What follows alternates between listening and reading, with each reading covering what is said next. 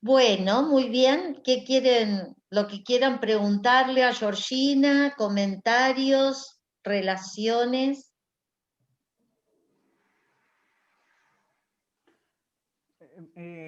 Bueno, muy bien, gracias. Seguramente que cuando escuchemos el audio y veamos los videos que has enviado, seguramente se va a complementar, pero muy interesante. Me llamaba mucho la atención una de las imágenes que habías mostrado, que es una donde se mostraba el círculo de la eternidad con la ciudad celestial o la ciudad, esa la ciudad de Dios en lo temporal, que está en un cuadrado. Esa imagen, por ahí, recordando la clase de Daniel Lombardo que compartió el otro día, por ahí esa imagen de una ciudad en un cuadrado, por ahí me hacía recordar un poco eso. Esa representación es en base a, ¿se sabe algún texto en particular dentro de lo que manejaban en el monasterio, algo bíblico? ¿Es una imagen que sale de algún lado? ¿Sabrás algo? Mira, Hildegarda no cita sus fuentes. Ella únicamente, su autoridad es, digamos, la Biblia, y lo único que cita son la Biblia. El resto de especulaciones, y bueno, hay algunas, digamos, en la edición crítica, hay alguna cosa, pero realmente es menor. Ella, sus referentes, los coge, los transforma y los transforma en imágenes. Y a partir lo que después ella despliega es la imagen que ha visto. O sea, es casi imposible saber de dónde lo sacó porque no lo cita. Por ejemplo, Victoria Sirlot y Peter Tronke elaboran esta idea de que la idea de la ciudad y la idea de Agustín podrían estar bastante, ¿no? Podría ser una fuente de inspiración, y de hecho Agustín es uno de los pocos autores patrísticos que menciona en otro texto, ¿no? Porque es decir, el tema de las fuentes es absolutamente una incógnita. Y dentro, perdón, ¿no? Pero dentro de la Biblia, ¿será que utiliza la imagen de Apocalipsis 21 con esa ciudad? Eso habría que mirarlo. Yo ahora no lo recuerdo, la verdad. Vamos a ver. Esta ciudad se desarrolla, mirad, en varias visiones. Os traigo aquí el libro, fijaros, ¿no? Esta es la primera vez que aparece. La segunda, ¿veis? Es que no es solamente una referencia, va apareciendo constantemente. Fijaros hasta aquí. Entonces, no, a lo mejor dentro de estas tantas visiones que habéis visto, que ella describe, ¿no? En los textos, fijaros aquí, ella va citando versículos, hace un ejercicio de exégesis también, pero la verdad que no recuerdo ahora en particular, pero digamos, al ser una visión esta última que trata, ¿no? sobre el fin de los tiempos, yo creo que Apocalipsis es probable que sea una de las referencias que tenga. Sí, sin duda. Bien. Además aquí, por ejemplo, sí, las trompetas, por ejemplo, aquí, si os fijáis, ¿no? Que es otra visión anterior, ¿las veis aquí? Bajando del cielo, aquí. Sí, sí. Sí, sí. Bien. Es bastante probable, la verdad. Genial. No, básicamente preguntaba por conexión con eso del otro día, y como seguramente para el seminario voy a estar viendo alguna cosa de esa como trabajo final, tal vez podría haber algún tipo de conexión. Muy Bueno, bien, gracias. muy bien, Julio. Qué interesante. ¿Sí? ¿Alguna otra pregunta?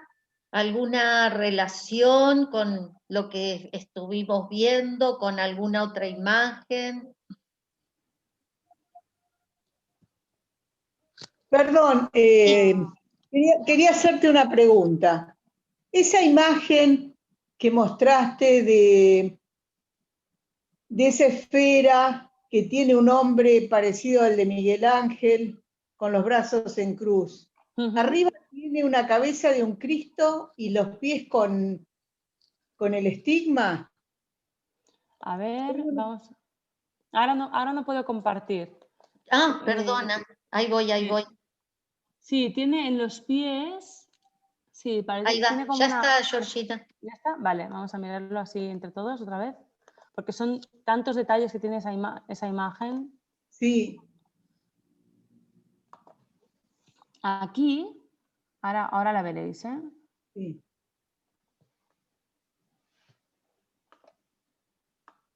¿Os aparece ya? Sí, Sí, sí, aparece. Vale, es esta imagen, ¿verdad? Aquí en los pies, aquí parece, ¿no?, que tiene una marca en el pie a nuestra derecha, Sí. pero en principio este no es Cristo, este es el Espíritu Santo. Así que esta marca, yo no recuerdo ahora que ella diga nada al respecto de que la figura del Espíritu tiene una marca como un estigma, porque tendría que ser Cristo, digamos, este de aquí dentro.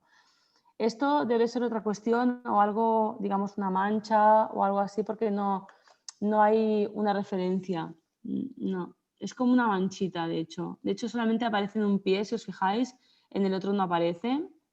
Sí, sí. Puede ser algo de deterioro. Sí, es el Espíritu Santo. De hecho, Hildegarda, ella, por ejemplo, a diferencia de otros textos y autores en la época, ella no insiste mucho en la imitatio Christi, en el sufrimiento. Ella es una autora que considera que el cuerpo hay que cuidarlo, que la salud del cuerpo procura salud al alma y que la salud al alma procura salud al cuerpo. Y de hecho, sus prácticas medicinales van muy encaminadas a, sí, bueno, por ejemplo, intentar pues, preservarse de la lujuria, etcétera, pero cuidando el cuerpo, haciendo prácticas que cuiden al cuerpo. Nunca refiere prácticas como, por ejemplo, su maestra Yuta podría referir de mortificación, de imitar el sufrimiento de Cristo.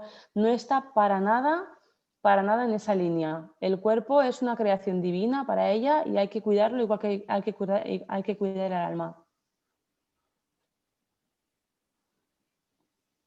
Yo me quedo pensando en esta cuestión, en esta cuestión de los elementos, ¿no?, que aparece en Hildegarda, esta conexión, bueno, como vos decís, con las plantas medicinales, con la naturaleza, ¿no?, como esta cuestión como chamánica que aparece. Y me quedo pensando en esas, en las influencias o de dónde viene, ¿no? Está Creo bien. que también veo como mucha similitud también en lo que es la cosmovisión andina. Me pasa esto, ¿no?, de haber estudiado un poquitito y bueno, estos como elementos que parecieran que se entrecruzan, ¿no? Están en común. Una colega y amiga mía que se llama Caro Moret ha estudiado también paralelismos entre la cosmología de Hildegarda y cosmologías africanas. Ya tú me dices lo de las cosmologías andinas. Elizabeth una alemana, no me acuerdo ahora, de Gossmann, ha estudiado también paralelismos con los mandalas, es decir, es algo, ¿no?, es una forma de disposición circular de los elementos que está presente como en muchas culturas, ¿no? Y entonces es como nos permite establecer también algunos análisis de ejercicios de comparación entre cosmologías, ¿no?, y de cómo en diferentes culturas se llegan a una disposición, ¿no?, una comprensión de la naturaleza que presenta similitudes, ¿no?, curiosamente, tan alejadas, fíjate, ¿no? Yo, pues esto de la cosmología andina no lo sabía y a partir de ahora también lo voy a buscar, gracias a Agostina, porque me interesa mucho ver, ¿no?, Bueno. cómo se trazan esos paralelismos, es muy interesante. Sí, realmente que sí. Bueno, muchas gracias, Georgina, un A gusto vosotros, conocer. gracias igualmente. ¿Sí? ¿Alguna otra consulta? ¿Comentarios? ¿O sobre Es alguna una otra? figura Sí. es una figura apasionante la de Hildegarda. Yo es que no sabía tampoco, Susana, si habría alguien en clase que ya me había oído hablar de Hildegarda y no me he extendido mucho sobre su biografía, pero realmente es una figura muy, muy interesante. Pensad que es una mujer que vivió en el siglo XII y que es un testimonio de ese momento en el que la escritura femenina eclosiona. Es decir, las mujeres, no sé qué pasa, tal vez es porque conservamos más textos a partir de esa época, ¿no? Tenemos una Rosvita antes, una Duoda, ¿no? Pero eran como más a contagotas, ¿no? En el periodo bizantino, ahí tal vez tenemos pues todo un ámbito para explorar. Pero a partir del siglo XII encontramos muchísimas mujeres escribiendo, ¿no? En un discurso, ¿no?, sobre espiritualidad, etcétera, pero Hildegarda es una de ellas. Hildegarda, algunas de las particularidades de su biografía que la hacen destacar a veces por encima de las demás, es que, por ejemplo, ella tiene un tratado de exégesis. Pensar que en esa época comentar la página divina, la palabra divina, era, digamos, lo máximo, ¿no? Es decir, era un ejercicio que suponía una gran responsabilidad y significaba una gran autoridad si se hacía esto. ¿Cómo una mujer podía permitírsele hacer tal cosa? Pues Hildegarda lo hizo. Y no solo predicó en su monasterio para su comunidad, sino que escribió ese tratado sistemático de exégesis, que es el único que se conoce escrito por una mujer en esa época, y también predicó en público en catedrales. Imaginaros eso en pleno siglo XII, qué autoridad religiosa y espiritual se le otorgaba a esta mujer. También tiene, por ejemplo, muchas cartas. Las cartas son muy interesantes porque decía, ¿no?, es donde aparece más. Si pensamos, por ejemplo, cuando escribimos nosotros mismos, nosotras mismas, si escribimos un ensayo, un trabajo para la universidad, realmente pueden salir nuestros intereses intelectuales, pero no quiénes somos, ¿no? En cambio, en una carta, ahí aflora quién es una, ¿no?, quién es uno, cómo son sus relaciones. Y el epistolario de Hildegarda nos brinda una oportunidad para conocer a esa mujer que vivió 81 años con una salud delicadísima, que fundó 2 monasterios, que fue compositora, que hizo muchísimas cosas. Y la verdad que es un personaje que es un monumento, y cómo salió adelante, cómo se atrevió, por ejemplo, en esas cartas a hablar con el emperador Barbarroja, al que todo el mundo temía en Europa en ese momento, y decirle: si sigues postulando, si sigues aquí proponiendo antipapas, vendrá una espada del cielo y te atravesará el corazón. O sea, ¿cómo una mujer se atrevía a decir esto, ¿no? Y realmente ella se posicionaba a favor del papado de Roma, creía que el emperador tenía que subordinarse a ese poder hegemónico, o sea, que participa también de esos acontecimientos, ¿no? O por ejemplo, nos muestra otro tipo de hegemonía social. Pensad que esta era la época de las cruzadas, la época en la que la cristiandad se unía a luchar contra el enemigo, a conquistar las tierras, etcétera, etcétera. Pues ella, por ejemplo, habla de la música como un elemento de cohesionador. Nunca, es decir, dice que cantando en alabanza a Dios podemos sentir esa unión como cristianos, ¿no? Entonces es como algo como un poco más avanzado, más civilizado, no sé, ¿no? O cuando habla de la lucha contra el infiel o de los infieles, siempre es por la parte de la evangelización. Dialoguemos, hablemos, hagámosles ver que están ciegos, pero nunca es un llamamiento a la violencia. Entonces, fijaros cómo hay elementos de su pensamiento que son poco representativos de su época, pero justamente son bastante críticos con lo que muchas veces se nos transmite como el pensamiento hegemónico de la época, ¿no? Y, para mi entender, también más avanzados, por así decirlo.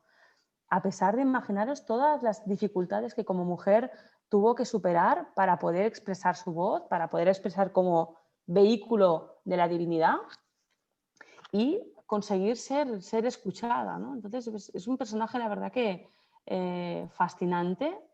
Y nada, yo os invito a escuchar su música. Hay un grupo, os voy a poner aquí en el chat, el grupo que para mí es mi favorito, se llama Sequentia Ensemble, porque a veces con la música medieval, ¿sabéis qué pasa? Que se hacen versiones o muy New Age o por ejemplo con violín barroco, que dices, bueno, esto no es como, no sabemos cómo sonaba, ¿no? Pero este grupo como mínimo es un grupo que basa sus interpretaciones en criterios históricos y que realmente yo, por ejemplo, a veces he hecho charlas en institutos con jóvenes, pongo la música de Hildegarda o con vosotros, lo podríamos hacer, y realmente es que te captura el alma y te traslada a un reposo, seas creyente, no seas creyente, pero realmente te baja la trascendencia de forma muy inmediata a los oídos y al cuerpo, ¿no? Y al alma. Y os invito como mínimo pues, a escuchar alguna de sus piezas y a gozar de ella. A mí me interesaba a ver si no hay otra cuestión. Me quedé muy impactada con la figura de la sinagoga y de la iglesia, ¿no? Y con ese demonio que aparece en los genitales de la iglesia, y bueno, me hizo acordar aquello que alguna vez empezamos y que no lo concluimos, porque cuando vi a ese demonio me recordó la descripción de Otló del demonio, ¿no? Y lo que sí me llamó la atención, porque por ejemplo en el caso de Otló es inmediatamente anterior a Hildegarda, pero como Hildegarda también estuvo ahí en Regensburg, en el caso de Otló no se mete con la cuestión de la sexualidad, es algo que no le interesa. Pero me llamó mucho la atención que pusiera ese demonio en los genitales, ¿no? Y de la iglesia. En relación con lo de la sinagoga, que aparece esa persona vestida, pero un poco a lo Leviatán, ¿no? O Leviatán copiado de allí, con todos esos personajes, esas personitas, saliendo como de la bolsa de un canguro o de un bolsillo, ¿no? Son la representación creo que son de los 12 pueblos de Israel, lo que hay ahí que salen, digamos, de la sinagoga. Y en el caso de la iglesia, estoy volviendo a compartir las imágenes. Sí. Lo que este personaje, ¿no? Simboliza aquí es, sí. Vamos a ver esta que se ve la imagen aquí, ¿no? Esto es la venida del anticristo, digamos, y cómo el anticristo bajo qué forma se está presentando ya. El anticristo se está manifestando en la corrupción de la iglesia, ¿no? La iglesia, que tendría que ser algo dorado, brillante, tiene una corrupción dentro en su parte, digamos, invisible, que no se ve, ¿no? Como más íntima, porque ya está criticando, es decir, tal como le dice al emperador que se tiene que subordinar al poder hegemónico del Papa de Roma, está señalando que la Iglesia tiene graves conflictos en su seno, grandes cismas, y que los que deberían ser pastores de las almas se están haciendo muy mal, están, digamos, socavando los cimientos de la Iglesia con la corrupción de mil maneras, ¿no? Entonces, esto representa la corrupción de la Iglesia, que es la forma, digamos, bajo la cual el anticristo ya está actuando, y aquí pues aparece como un demonio. El demonio no siempre es negro, a veces es rojo, también es marrón, no tiene el mismo color, pero sí que tiene esas orejas grandes, ¿no? Un poco las facciones que aquí presenta, es así. Sí, esta imagen es muy interesante. La verdad. Me encantó, sí. Y ella, bueno, en lo que respecta a la genitalidad, a veces Hildegarda, de hecho, que muchas veces se la ha querido presentar como una representante del protofeminismo. A ver, ella tiene concepciones que son, por ejemplo, cuando habla de Eva y de María, en algunas ideas recrea la mentalidad de su época y en otras, por ejemplo, no achaca tanta culpa a Eva, por ejemplo, ¿no? Entonces ahí hay alguna variación. Pero tiene, por ejemplo, algunas referencias a cuestiones relativas a la sexualidad, que también, digamos, por el simple hecho de tratarlas, puede ser una novedad, ¿no? Que una mujer se atreva a hablar de esto.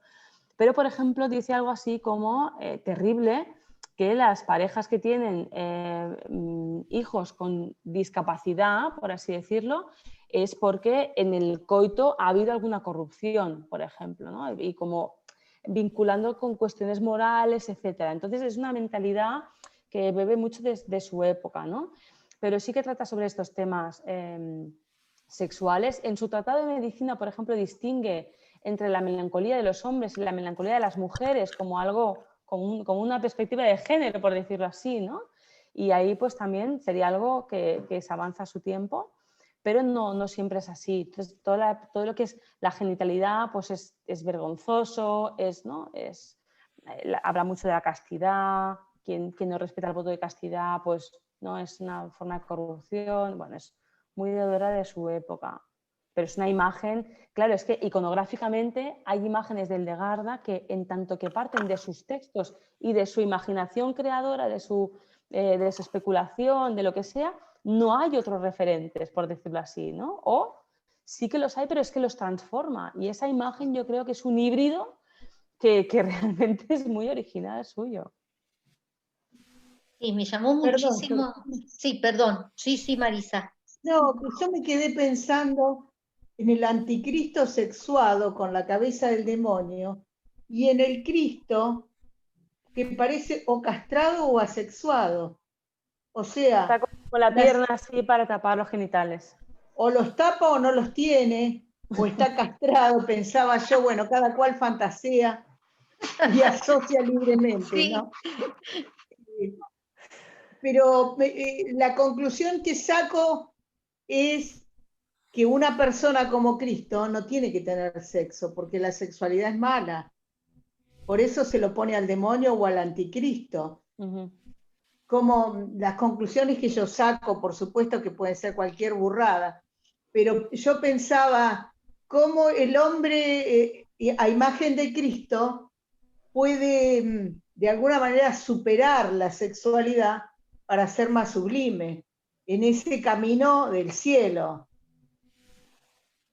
Sí, la castidad es una virtud que hay que seguir y ahí, digamos, claro, en parte está, ¿no? el Cristo casto y también el Cristo que es homo, ¿no? Que es humano, que no es ni vir ni fémina, y también por ahí, eso sí que sigue una iconografía, ¿no? El hecho de representar a Cristo desnudo pero con una pierna para el lado, tapándose la genitalidad, eso sí que es un esquema iconográfico tradicional, por decirlo así, ¿no? Pero es curioso que es un dato relevante a comentar el hecho de que no aparezcan los genitales de Cristo en esa imagen. Claro, y cuando es un personaje corrompido, aparece en lugar de los genitales la cabeza del demonio. Es muy, muy claro eso. Sí. Muy interesante. Sí, mucho.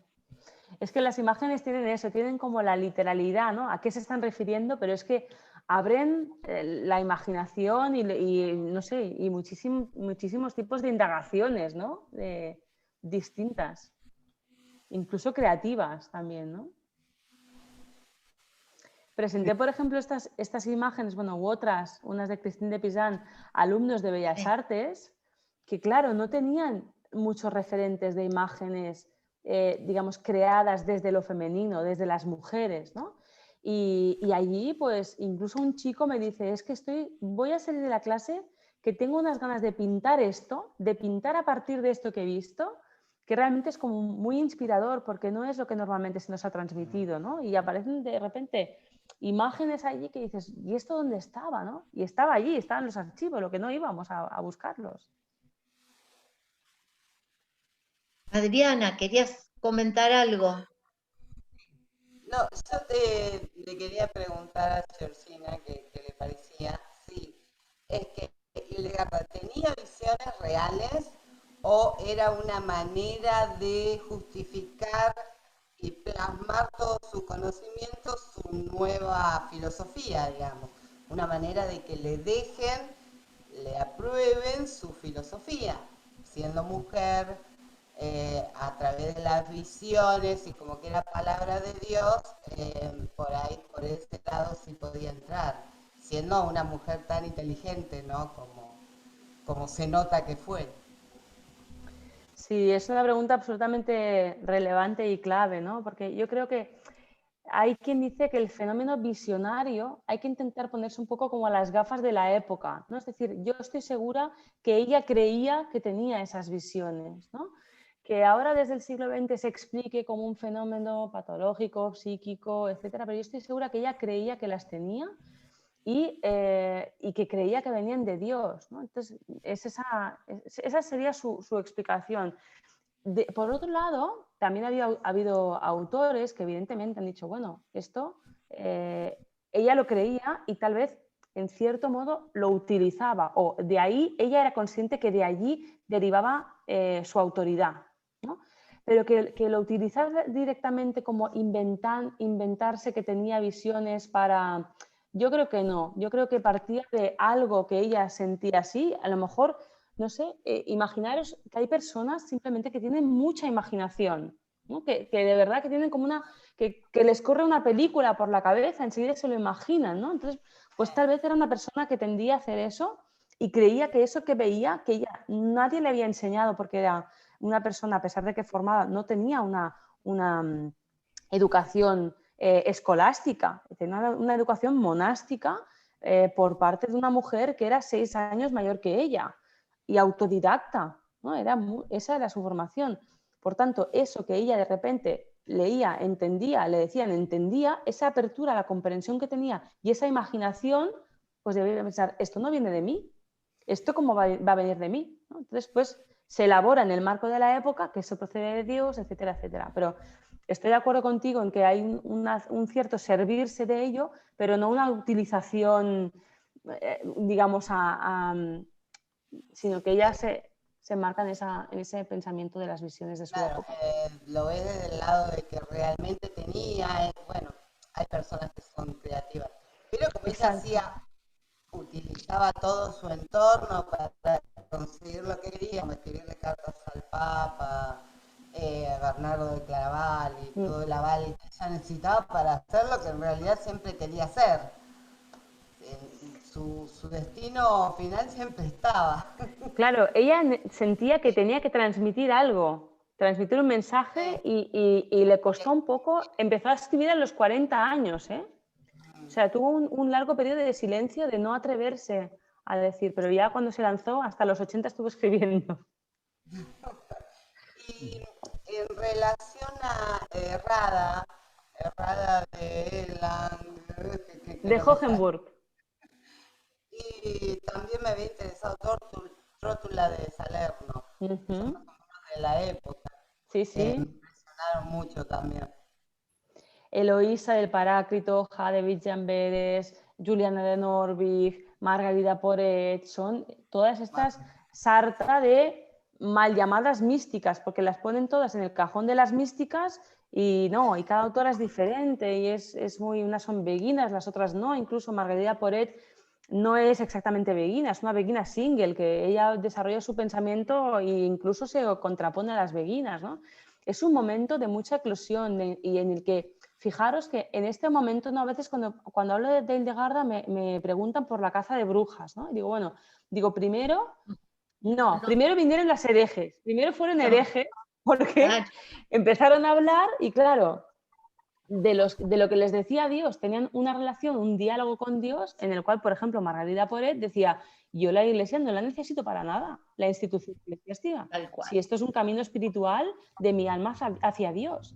Fijaros qué peligro significaba eso para el poder temporal de la iglesia cuando la gente empezaba a ver que ese mensaje llegaba y que todo lo que son las beguinas, los mensajes de pobreza espiritual, el franciscanismo, las clarisas, etcétera, pues imaginaros ese panorama, ¿no? Entonces empezaron la figura del hereje o la hereje y ya después el tema de las brujas sí que tiene que ver con el tema medicinal de las mujeres, su conocimiento de botánica, que ya Hildegarda tiene, y el hecho de que empezaron, ¿no? Que hacían cosmética, medicinas, y claro, si una mujer sabia, independiente, que conocía los procesos de la naturaleza, que no todo el mundo tiene acceso a ellos, de repente te da una medicina y tú en vez de curarte te mueres, como nos pasa hoy en día con el COVID, que es lo más normal, es ella la que te ha matado. Y a partir de aquí empieza a configurarse la figura de la bruja, ¿no? Y hablábamos hace un momento con una amiga mía el hecho de cómo se ha penalizado siempre a las mujeres su deseo por saber. Es que parece que no es legítimo, pero desde siempre, desde Eva, ¿no? Y desde otras mujeres, el que siempre se ve como una perversión en el que una mujer se atreva a pensar, se atreva a decir, ¿no? Y es algo muy curioso, pero que todavía hoy en día nos persigue de alguna forma, ¿no? Es como una sombra que tenemos por allí.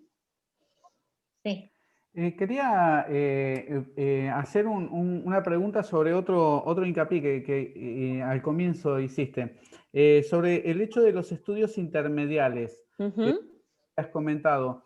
A mí es algo que me gusta, mucho tiempo he hecho y realizado teatro, y entonces cómo a veces se encasilla sobre un área en lo que es el arte, ¿no? Entonces, como que el que hace teatro, el que hace pintura, el que hace música, muy rara vez se mezclan y últimamente, no desde el lado underground, sino de otros lados, es como que empieza a haber un movimiento multimedia, ¿no? Como que empiezan a ver con el pan, con un montón de elementos, pero acá vemos en el siglo XII, como estábamos viendo, personas que directamente hacían como un conjunto de elementos artísticos. Literatura, una puesta musical, una puesta en escena. He visto algunas cosas de Legarda que, bueno, que por ahí son más actuales, ¿no? Pero con significaciones directamente como teatralizaciones acerca de estas escenas. Entonces me llamaba mucho la atención dos cosas. Primero, el hecho de la persona como una... como expresión en diferentes áreas del arte, y después cómo hoy se recupera esto multimedia desde el análisis y la investigación. ¿Cómo es esto? Vale, a ver, si he entendido la pregunta, si no, me reconduces, ¿vale? Hildegarda, aparte de sus composiciones musicales que suponemos que cantaban en algún momento, pero que no estaban incluidas en la liturgia, eran paralitúrgicas, eran para otros momentos diferentes de la liturgia, además de esas piezas, tiene un drama litúrgico, pero no es un drama escolar, es decir, tiene una pieza de teatro musical, ¿vale?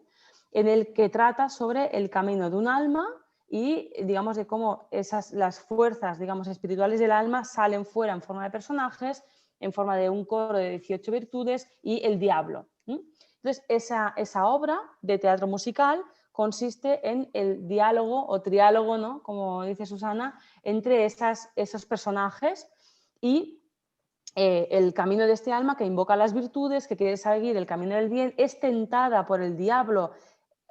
Y la tentación, fijaros, es la soberbia, es decir, lo que le pasa al alma es que es soberbia, que yo como siempre digo, es el vicio de los intelectuales, la soberbia, eso ya lo sabemos, ¿no? Y de los filósofos y de las filósofas.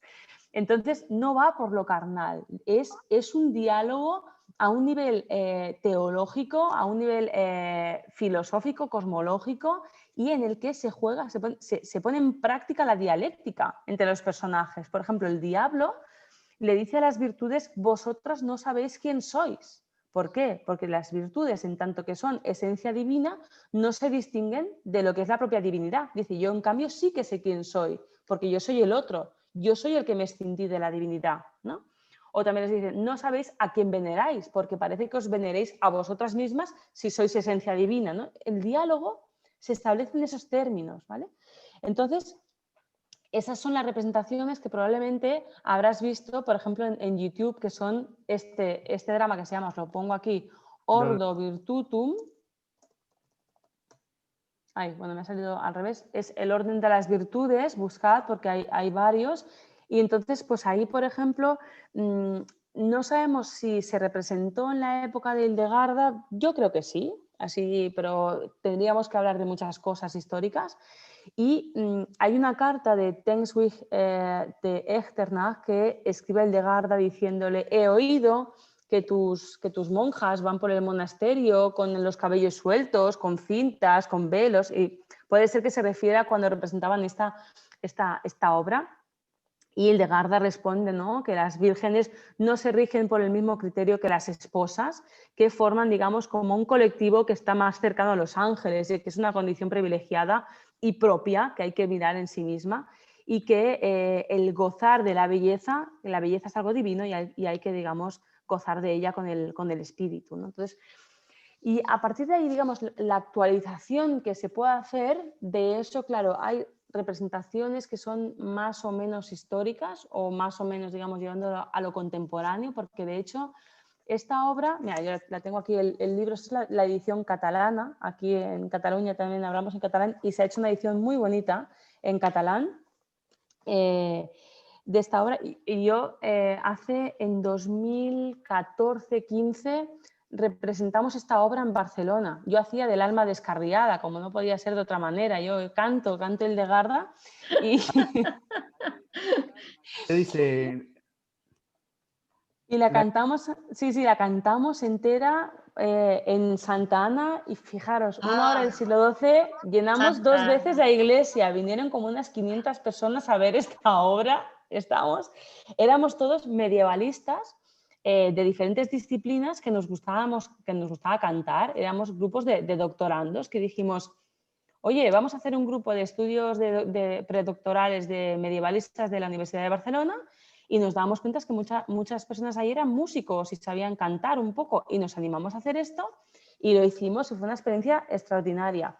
Y se daba la cuestión que esta obra que va sobre el apoyo, va sobre la sororidad, que es el concepto femenino, la versión femenina de la fraternidad, ¿no? De qué hay que hacer cuando alguien está mal, se encuentra mal, cae, que a todo el mundo nos puede pasar. Lo que hay que hacer no es culpabilizarle, lo que hay que hacer es colaborar con él, ayudarle. Y esto tan sencillo, que es casi un manual de autoayuda, pasa por esta obra. Esta obra va de eso, de las virtudes no culpabilizan al alma que se desvía. Lo que hacen es ofrecerle su ayuda, su colaboración, que al final es como realmente podemos salir adelante, ¿no? Y cuando cantamos la obra, tuve la experiencia de pensar en esta obra a partir de la performance, a partir de yo cantarla, de yo hacer el alma y creerme mi personaje. Y ahí vi muchísimas cosas que con el texto, con la frialdad, en ese momento me parecía frío el libro, porque lo que me parecía cálido era cantarlo, ¿no? Y estar con las demás y todas esas energías que se movían, realmente todavía la obra te interpelaba, ¿no? En lo contemporáneo, en cosas como muy esenciales como eso, como el apoyo mutuo. Bueno, no he respondido a tu pregunta, lo sé, pero pregúntame la parte que no he respondido. No, muy bien, muy bien. Y aparte de eso, por ahí se le suma el hecho de que lo acompaña con pinturas también. Entonces es como que hace un cuadro pedagógico, por decirlo de alguna forma, donde todo se conecta y hace como un todo multimedia. Entonces, eso. Exacto. Y básicamente hoy como eso se estudia desde los estudios filosóficos medievales y los estudios intermediales, cómo eso se conecta. No existe, o sea, eso lo estoy conectando yo. Esto no existe, no. Ese es mi proyecto. He pedido a una Marie Curie para irme a Australia a desarrollar ese proyecto, pero yo como ya, aunque no me lo den, yo lo voy a desarrollar y es una cosa nueva, es algo nuevo de pensar cómo una autora medieval nos puede dar la oportunidad de trasladar los estudios intermediales a conectarlos con los estudios medievales. De hecho, lo que hay de fondo allí, que eso sí que está un poco más explorado, es la historia de la percepción, ¿vale? Es decir, nuestros sentidos, que nos parecen, ¿no?, tan objetivos. Volvemos a entrar, ¿eh? Volvemos a entrar porque ya tenemos un minuto, sí. Sí. Bueno. Bueno, entremos. Bien.